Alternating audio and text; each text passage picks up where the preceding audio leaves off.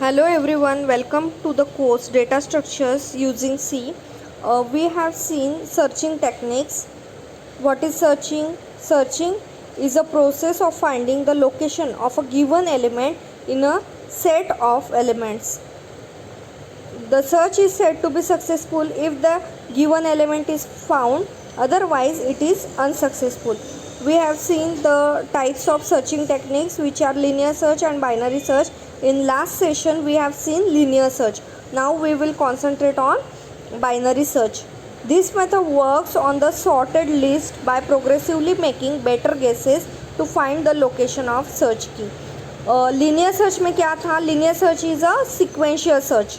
Okay, वहाँ पे हमने देखा था कि sequentially each and every element is compared with the target element. Linear search में जो भी टारगेट एलिमेंट है वो सारे एलिमेंट से कंपेयर होता है तब तक जब तक वो एलिमेंट मिल नहीं जाता या फिर जब तक लिस्ट ख़त्म नहीं हो जाती तब तक ये सर्चिंग शुरू रहती है।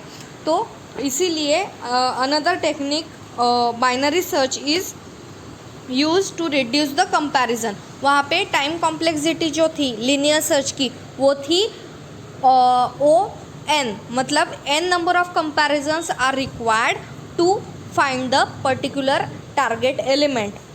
सो to reduce that particular comparisons, number of comparisons, binary search is used. But the main requirement for binary search is sorted array. जैसे कि ये एक डिसएडवांटेज भी हो सकता है बाइनरी सर्च का कि उसमें सिर्फ सॉर्टेड एरे ही यूज़ किया जाता है, वहाँ पे रैंडम नंबर में से सर्च नहीं कर सकते हम। पर वो एक एडवांटेज हो सकता है लीनियर सर्च का कि वहाँ पे अगर हमारे पास रैंडम नंबर्स है तो we can find out a target element from the random numbered array. जहाँ पे रैंडम नंबर्स है उसमें से टारगेट एलिमेंट फाइंड आउट करने के लिए हम लीनियर सर्च यूज़ कर सकते हैं। पर अगर हम यूजिंग बाइनरी सर्च हमें रैंडम नंबर से सर्च करना है तो सबसे पहले हमें उनको सॉर्ट करना पड़ेगा using any algorithm, sorting algorithm, और उसके बाद फिर हम बाइनरी सर्च अल्गोरिदम उस पर अप्लाई कर सकते हैं। Binary search is the fastest algorithm as compared to linear search, but the condition is that there is a requirement of sorted array. This search algorithm works on the principle of divide and conquer। मतलब यहाँ पे जो भी array रहेगा वो divide होगा दो part में और उसके बाद उसका कंपैरिजन होगा टारगेट एलिमेंट से और आधा पार्ट डिस्कार्ड हो जाएगा ताकि नंबर ऑफ कंपैरिजन्स कम हो जाए। तो वहाँ पे बाइनरी सर्च जो है वो कैसे काम करता है वो अब हम देखते हैं। Binary search looks for particular item by comparing middle most item of the collection. If match occurs then the index of the item is return. If middle item is greater than the item then the item is search in sub array to the left of the middle item. Otherwise, the item is searched for the sub-array to the right of the middle item. This process continues to the sub-array as well until size of the sub-array reduces to 0. मतलब हमारे पास sorted array है, जो भी target value है वो find out करने के लिए सबसे पहले हम क्या करेंगे, जो भी एरे है, total array, complete array, suppose हमारे पास 10 नंबर्स का एरे है फ्रॉम पोजीशन 0 to 9, हम वो पर्टिकुलर एरे का मिड लोकेशन फाइंड आउट करेंगे। मिड लोकेशन मिलने के बाद सबसे पहले हम क्या करेंगे, मिड लोकेशन पे जो भी वैल्यू है उसको कंपेयर करेंगे टारगेट वैल्यू से। अगर वो मैच होती है तो क्या होगा, वो अल्गोरिदम डायरेक्टली रिजल्ट दिखाएगा कि ये मिडल लोकेशन पे वो पर्टिकुलर नंबर जो भी टारगेट एलिमेंट है वो मिल गया है, ऐसा रिज़ल्ट हमें मिल जाएगा। पर अगर वो मैच नहीं है तो फिर वो जो टारगेट वैल्यू है वो कंपेयर की जाए। कंपेयर करने के बाद हमें पता चलेगा कि वो लोअर दैन मिडल है या ग्रेटर दैन मिडल है। अगर वो लोअर दैन मिडल है, लोअर देन मिड है तो जो टारगेट एलिमेंट है वो लेफ्ट एरे में मिलेगा, अगर वो ग्रेटर देन मिड है तो वो राइट एरे में मिलेगा। मतलब using mid position we divide that particular complete array into two parts, left and right. Mid location पे अगर मिल जाता है आइटम तो वहीं पे सर्च बंद हो जाएगा, पर अगर वहाँ पे नहीं मिलता तो अगर लेस देन मिड है तो वो हम लेफ़्ट एरे को फिर से ये complete binary search algorithm apply करेंगे, क्योंकि binary search algorithm is a recursive algorithm. फिर हम अगर वो पर्टिकुलर टारगेट एलिमेंट ये लेस देन मिड टर्म है तो क्या होगा, हम राइट एरे जो रहेगा हाफ पार्ट वो डिस्कार्ड कर देंगे और लेफ़्ट पार्ट में वो पर्टिकुलर टारगेट आइटम सर्च करेंगे using same binary recursive algorithm. अगर particular target element greater than mid term है तो क्या होगा, हम लेफ़्ट एरे जो रहेगा वो डिस्कार्ड कर देंगे और राइट एरे जो है उसको कंसिडर करके उसको फिर से अप्लाई करेंगे बाइनरी सर्च रिकर्सिव एल्गोरिदम। ये कब तक करेंगे हम, जब तक हमें वो पर्टिकुलर आइटम नहीं मिल जाता या फिर size of the sub array reduces to zero.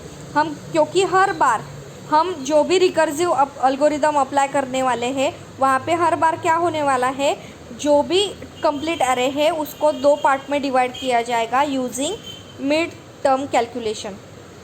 उसका मिड कैलकुलेट किया जाएगा, फिर वो पर्टिकुलर एरे दो पार्ट में डिवाइड होगा, लेफ़्ट एंड राइट। जहाँ पे भी टारगेट एलिमेंट होगा उसके अपोजिट का जो भी साइड रहेगा वो डायरेक्टली डिस्कार्ड हो जाएगा। ओके, तो now we will see how it works using animation या फिर by using diagram. Okay, now consider this array of sorted array of 10 elements from location 0 to 9, means 10 elements are there and we have to search number 31, means target value is 31. First we shall determine the half of the array by using formula। अभी mid term हमें find out करनी है array की, इसलिए हमें एक formula है वो यूज़ करना पड़ेगा। तो मिड फाइंड आउट करने के लिए फार्मूला है low plus in bracket high minus low divided by 2। This is the formula. Low means जो लोएस्ट लोकेशन है, स्मॉलेस्ट लोकेशन है उसकी वैल्यू, हाई मतलब जो हाईएस्ट लोकेशन वैल्यू है, मतलब n नंबर का एरे है तो n is the highest location.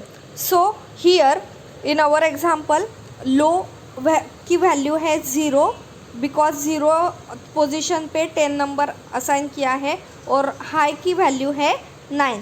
तो ये जो वैल्यूज़ है वो हम ये फार्मूला में इंसर्ट करके फाइंड आउट करेंगे what is the mid location. So 0 plus in bracket 9 minus 0 divided by 2, the answer is 4.2 but approximately the mid term is 4. Okay, now 4 is the mid. Now we compare that particular value at which is at location 4. Now we compare the value stored at location 4 with the value being searched, which is 31.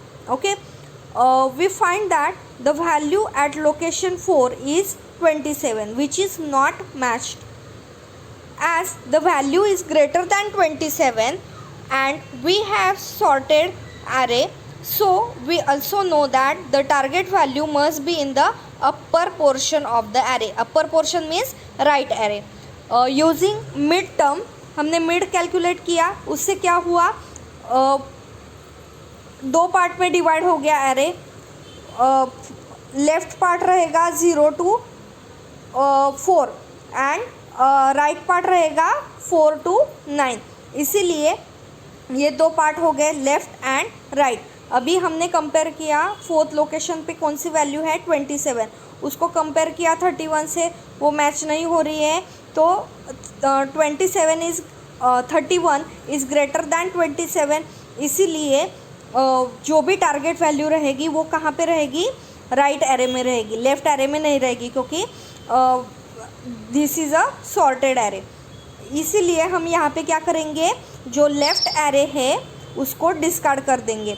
अभी left array discard कर दिया तो हमारे पास क्या बचा, right array. Right array कहाँ से है, 5, 6, 7, 8, 9 ये जो पोजीशन है वो हमारा राइट एरे है। अभी हम क्या करेंगे, जो हमारा ये बाइनरी सर्च रिकर्सिव एल्गोरिदम है वो जो कि हमने फर्स्ट पास में अप्लाई किया, वैसे ही सेम दिस सेकेंड पास में हम सेम अप्लाई करेंगे। मतलब फिर से हम मिड टर्म कैलकुलेट करेंगे और उसको फिर से डिवाइड करेंगे 2 पार्ट पर। यहाँ पे अभी सबसे पहले हमें क्या करना पड़ेगा, जो लो की वैल्यू है, लो और हाई की वैल्यू है वो चेंज हो जाएगी, क्योंकि यहाँ पे हम लेफ़्ट एरे डिस्कार्ड कर दिया है।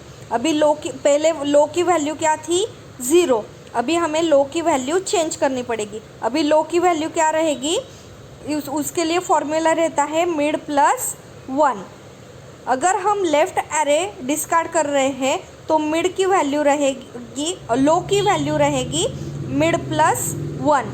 पर अगर हम राइट एरे डिस्कार्ड कर रहे हैं तो तब क्या चेंज होगा, हाई की वैल्यू चेंज होगी। ओके, जब हम लेफ़्ट एरे डिस्कार्ड कर रहे हैं तो लो पॉइंटर की वैल्यू चेंज हो जाएगी। तो लो पॉइंटर की वैल्यू चेंज करने के लिए फॉर्मूला क्या रहेगा, low is equals to mid plus 1। अगर हम लेफ़्ट एरे डिस्कार्ड कर रहे हैं तो अगर हम राइट एरे डिस्कार्ड कर रहे हैं तो वहाँ पे हाई पॉइंटर की वैल्यू चेंज हो जाएगी। तो हाई पॉइंटर की वैल्यू चेंज करने के लिए फॉर्मूला क्या रहेगा, mid minus 1। High is equals to mid minus 1। Now we will set low is equals to mid plus 1। तो उससे क्या होगा, लो की वैल्यू हो जाएगी 5, हाई की वैल्यू एज इट इज़ 9 रहेगी, क्योंकि हमने सिर्फ लेफ़्ट एरे डिस्कार्ड किया है। सिर्फ लो की वैल्यू चेंज होगी। तो लो की वैल्यू अभी मिड प्लस 1, पहले मिड क्या था, 4 था, अभी मिड प्लस 1 मतलब लो की वैल्यू क्या हुई, 5। ओके, एंड हाई की वैल्यू 9 है। फिर से हम उसी फॉर्मूला में वैल्यूज़ पुटअप करेंगे। New mid is equals to new low क्या रहे, 5 in bracket 9 minus 5 divided by 2। उससे हमारा न्यू मिड क्या आएगा, 7। फिर से सेम रिकर्सिव एल्गोरिदम हम अप्लाई कर रहे हैं, इसलिए हमें न्यू मिड कैलकुलेट किया। अभी वो न्यू मिड हमें 7 मिला। फिर से हम कंपेयर करेंगे कि 7th लोकेशन पे कौन सी वैल्यू है, वो कंपेयर करेंगे टारगेट वैल्यू से। The value stored at location 7 is also not match because there is a 35 and we have search for 31. Rather it is more than what we are looking for, so the value must be in the lower part of this location. अभी फिर से हम compare करेंगे, 31 is lower than 35 mid.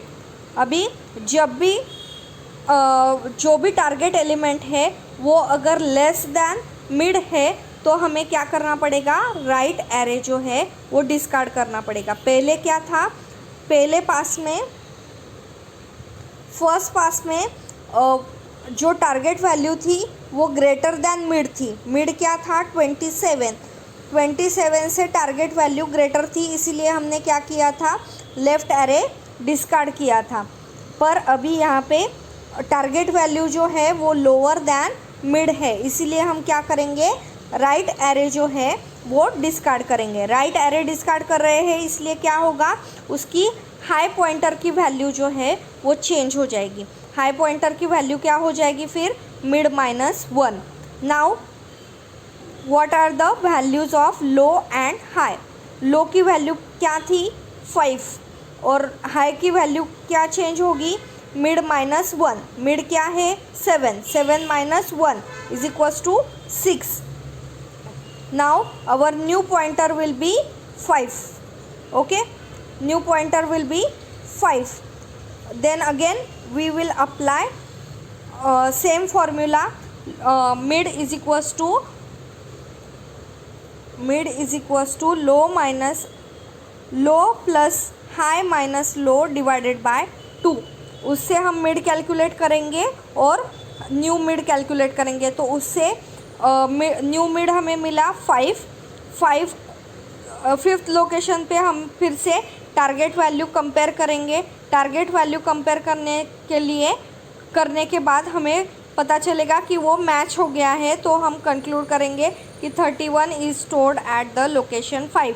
और हम जो भी target element की लोकेशन फाइंड आउट करने वाले थे वो हमें मिल गई है, और यहीं पे हमारा एल्गोरिदम स्टॉप हो जाएगा। Okay, so this is how binary search works. 7 से कंपेयर किया, राइट एरे डिस्कार्ड हो जाएगा क्योंकि 5 इज़ लेस देन मिड। अभी लो की वैल्यू चेंज हो गई, हाई की वैल्यू चेंज हो गई। मिडल फिर से कैलकुलेट किया, मिड आया 1 पोजीशन पे जहाँ पे 3 है, 3 को कंपेयर किया, 5 is greater than 3, therefore left array discard कर दिया। फिर से मिडल कैलकुलेट किया, 2 + 3, मिड आया 4 को कंपेयर किया, 4 is greater than 5 is greater than 4। फिर से कैलकुलेट किया मिड, और मिड की पोजीशन मिल गई 3। फिर 3 की वैल्यू कंपेयर की तो हमें 5 जो टारगेट एलिमेंट था वो मिल गया था। तो this is how binary search. Now we will see the algorithm for this binary search. In binary search algorithm, it is a recursive algorithm. यहाँ पे सबसे पहले जैसे कि हमने फॉर्मूला यूज़ किया था, low plus mid is equals to low plus high minus low divide by 2। तो उससे हम मिड कैलकुलेट करते हैं और मिड कैलकुलेट करने के बाद उसको कंपेयर करते हैं। वैसे ही सबसे पहले हमें क्या करना पड़ेगा, एरे लोअर बाउंड मतलब लोअर पॉइंटर, अपर पॉइंटर और जो टारगेट वैल्यू है वो इनिशियलाइज़ करनी पड़ेगी। इनिशियलाइज़ करने के बाद हमें सेट करना पड़ेगा, beginning is a lower bound, and मतलब higher pointer is applied to end, and position is equals to -1। Now repeat step 3 मतलब मिड कैलकुलेट करना है जब तक हमें लोअर इज़ लेस देन और इक्वल टू हाई नहीं हो जाता, तब तक हमें कंपेयर करना है। मतलब जब तक वो पर्टिकुलर एरे की साइज़ 0 नहीं हो जाती तब तक हमें ये particular binary search algorithm run करना है। इसीलिए स्टेप नंबर 2 लिखी गई है।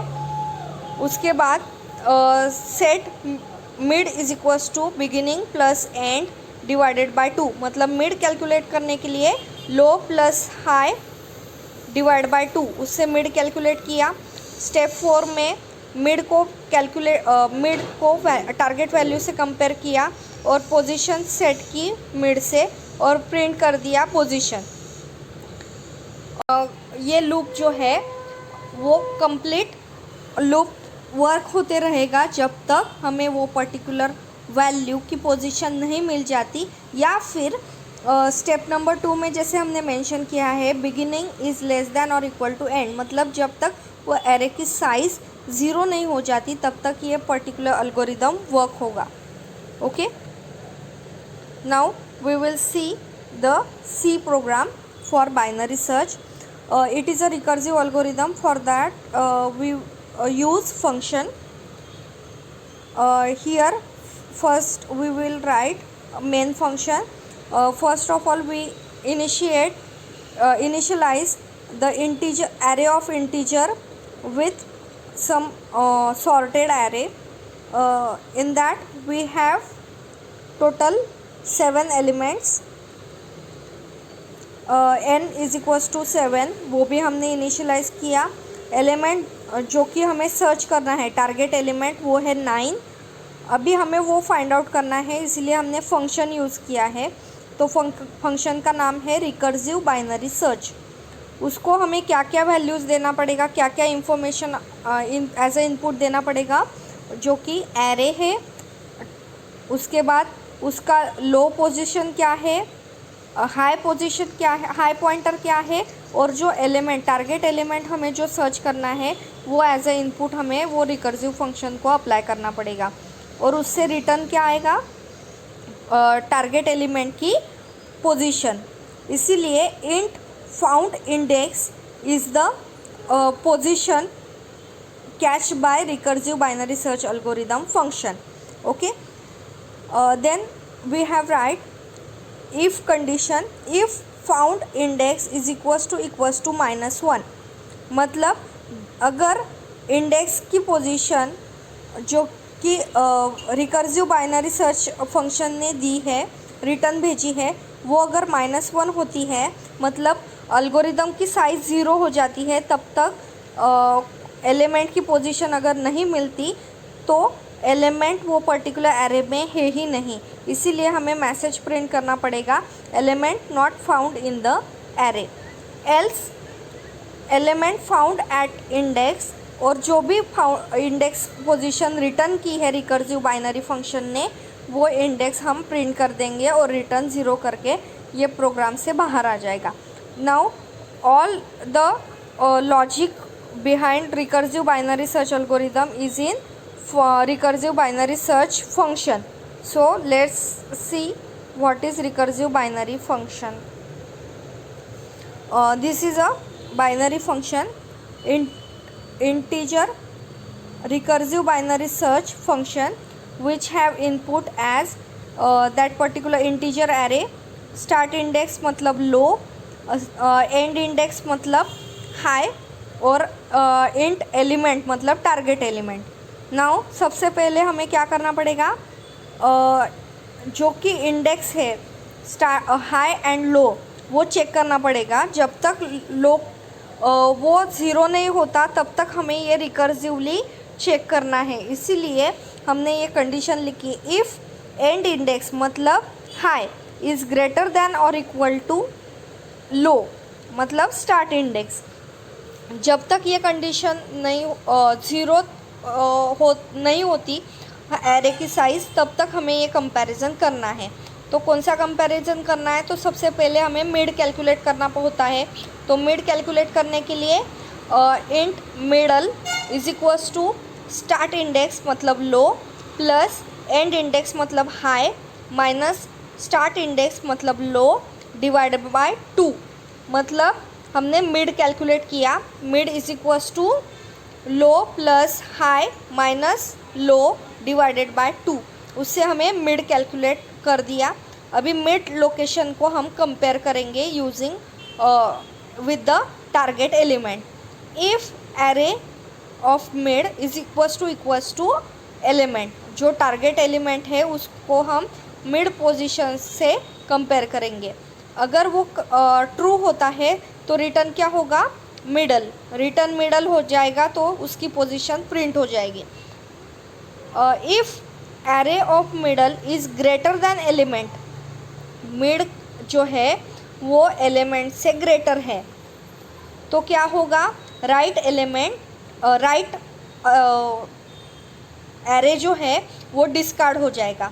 राइट एरे डिस्कार्ड होने की वजह से क्या होगा, रिटर्न रिकर्सिव बाइनरी एल्गोरिदम, मतलब यहाँ पे रिकर्सिवली ये फंक्शन खुद को ही कॉल की जाएगी।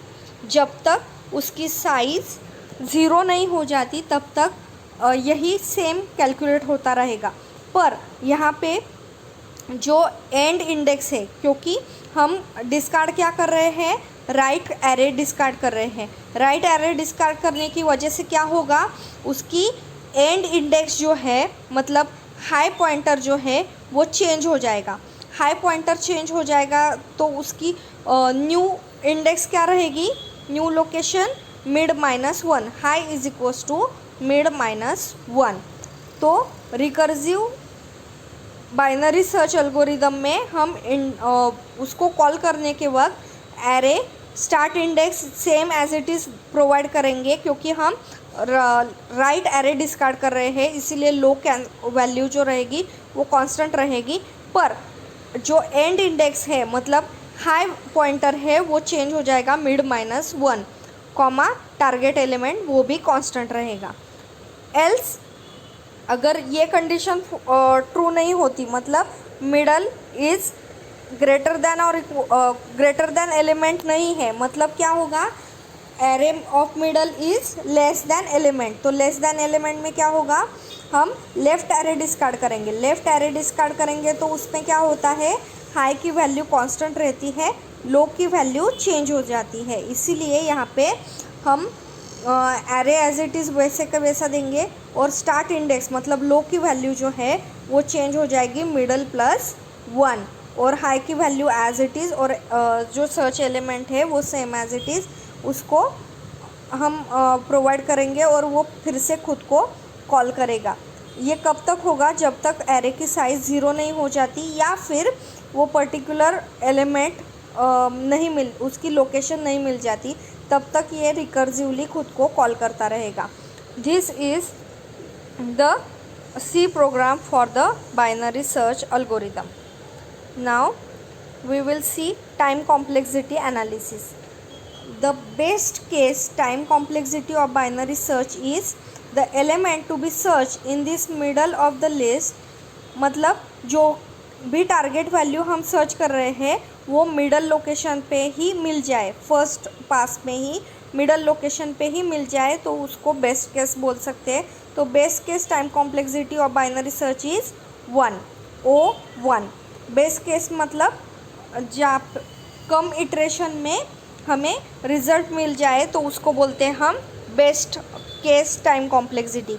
पर अगर हमें एक्सप्लेन करना है बाइनरी सर्च टाइम कॉम्प्लेक्सिटी, तो टाइम कॉम्प्लेक्सिटी मतलब ज़्यादा से ज़्यादा कितना वक्त लग सकता है ये पर्टिकुलर अल्गोरिदम यूज़ करके उसका रिज़ल्ट फाइंड आउट करने के लिए, तो उसके लिए हम वर्स्ट केस टाइम कॉम्प्लेक्सिटी ही रिप्रेजेंट करते हैं। तो worst case time complexity of binary search is O of log n. So how it is calculated, we will see it. Now we will see binary search time complexity analysis for worst and average case. Worst case time complexity of binary search is O log base 2 n. तो वो कैसे calculate होती है वो हम अभी देखते हैं। जब भी बाइनरी सर्च एल्गोरिदम है तो हमें सॉर्टेड एरे ही लगता है। सॉर्टेड एरे यूज़ करने की वजह से जो भी कंप्लीट एरे है वो 2 पार्ट में डिवाइड हो जाता है मिड कैलकुलेट करने के बाद। तो दो पार्ट को डिवाइड करने के बाद वो रिकर्सिवली अपने आप को कॉल करता है। रिकर्सिवली वो पर्टिकुलर एल्गोरिदम खुद को कॉल करके जब तक वो पर्टिकुलर एरे की साइज़ 0 नहीं हो जाती या फिर वो पर्टिकुलर टारगेट एलिमेंट जो है वो नहीं मिल जाता, तब तक ये एल्गोरिदम खुद को कॉल करते रहता है। तो खुद को वो पर्टिकुलर एलिमेंट कॉल करने के लिए कुछ टाइम लगता है। कितना टाइम वहाँ पे यूज़ होगा वो रिप्रेजेंट करेगा time complexity of binary search.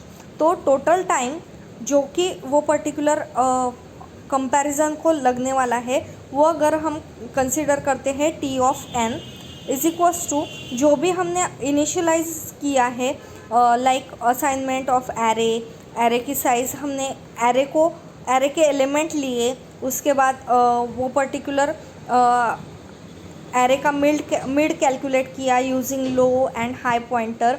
तो उससे वो पर्टिकुलर एरे जो रहेगा वो 2 पार्ट में डिवाइड हो जाएगा और फिर से हाफ पार्ट डिस्कार्ड होने के बाद हाफ पार्ट को फिर से वो कैलकुलेट करेगा। इसीलिए T of n is equals to some constant time जो कि हमने इनिशियलाइजेशन के लिए यूज़ किया है, प्लस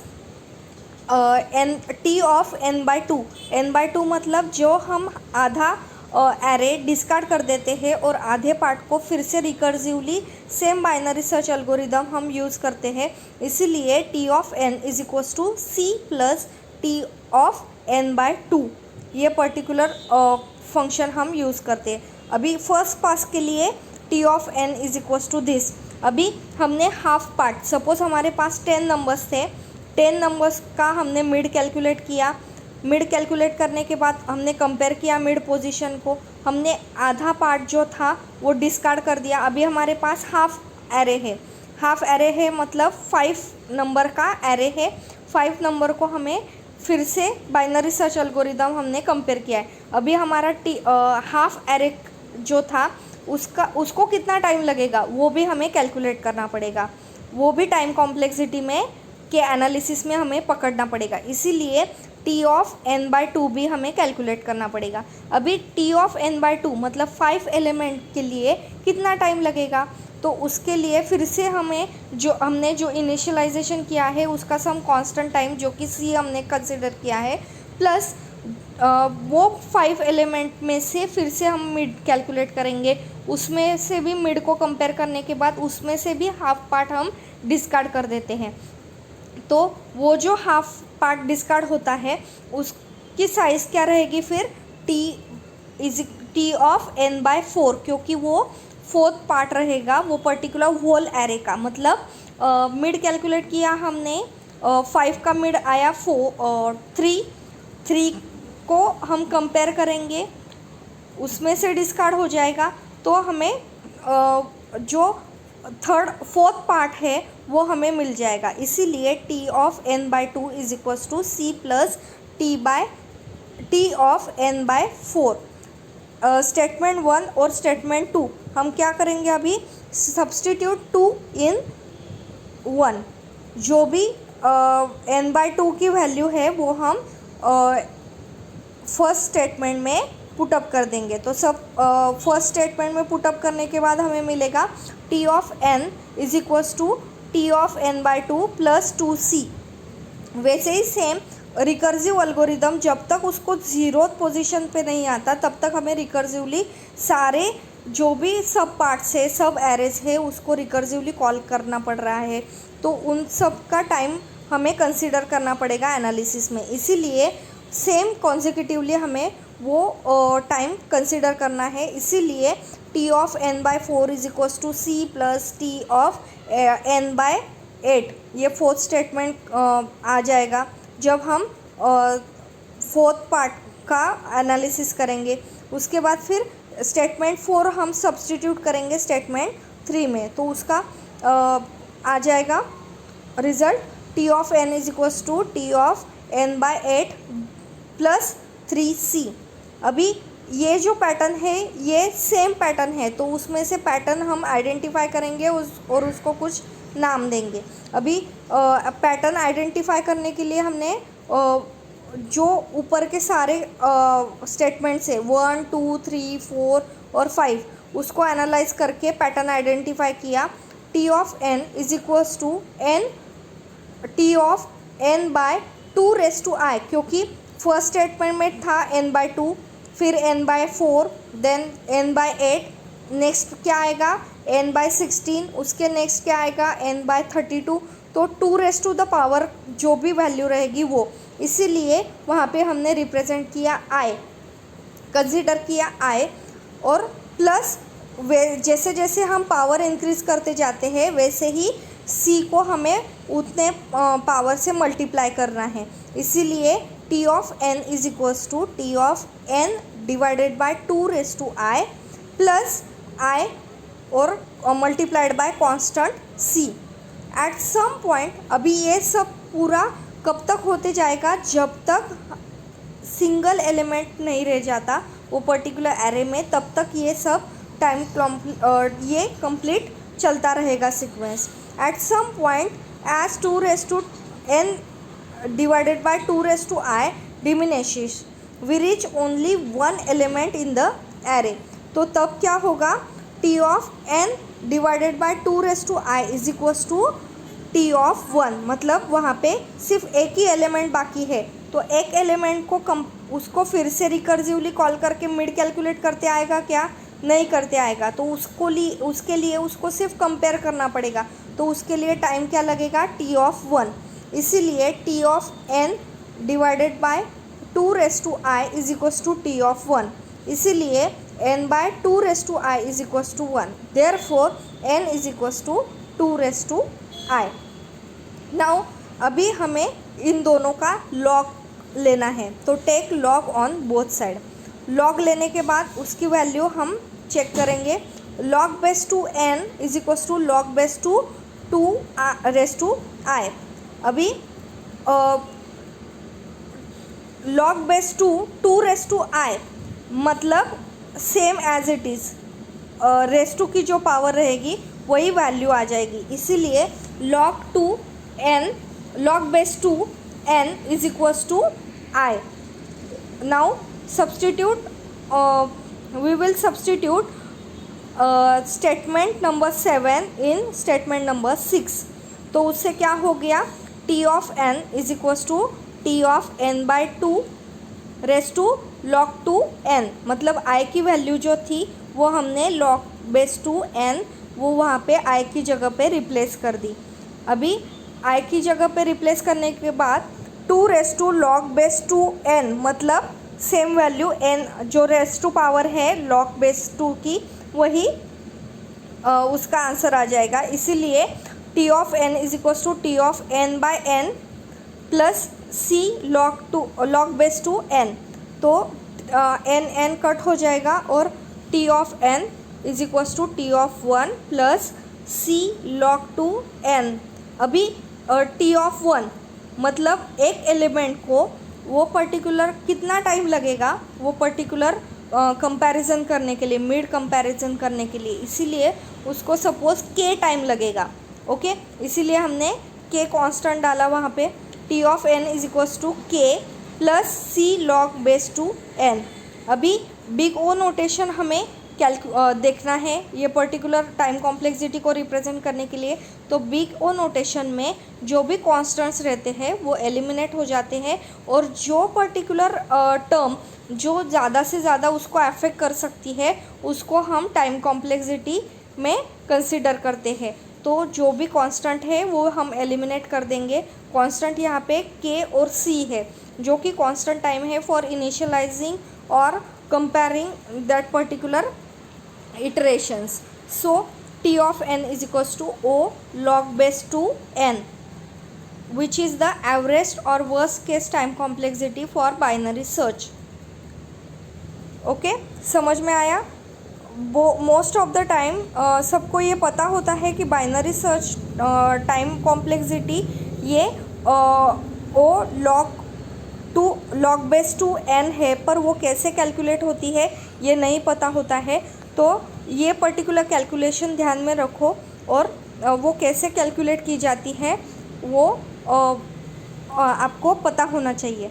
वैसे ही सेम जब क्विक सॉर्ट हम पढ़ेंगे तो quick sort is also worked on the principle divide and conquer. वहाँ पे भी जो एरे होता है सॉर्टिंग का वो डिवाइड किया जाता है और फिर उससे सॉर्टिंग टेक्निक यूज़ की जाती है। तो वो भी यही कॉम्प्लेक्सिटी रिप्रेजेंट करता है ओ लॉग बेस टू n। तो ये कैलकुलेशन क्विक सॉर्ट के लिए भी अप्लाई होता है। ओके, तो this is all about binary search algorithm. We have seen binary search algorithm.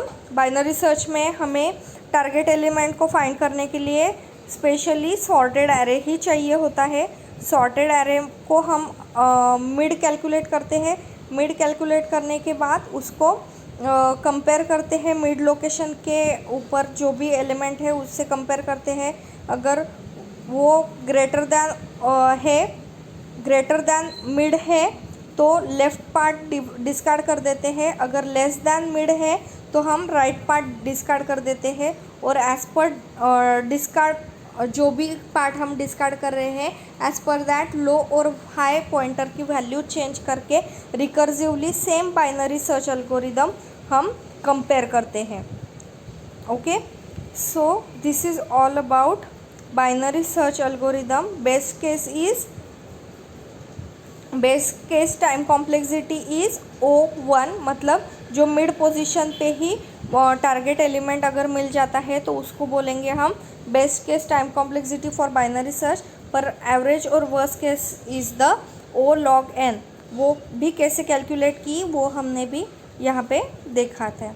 ठीक है, Now, what are the advantages of the binary search algorithm? Advantage is it requires less number of comparisons as compared to linear search. Linear search में total n comparison करने पड़ते हैं, जितने भी numbers है उन सब से कंपैरिजन करना पड़ता है वर्स्ट केस में.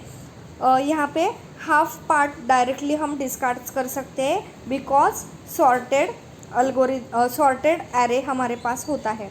पर ये डिसएडवांटेज हो सकता है बाइनरी सर्च एल्गोरिदम का कि उसको सॉर्टेड एरे ही चाहिए होता है for searching a particular element. Okay, this is all about binary search algorithm. Okay, thank you.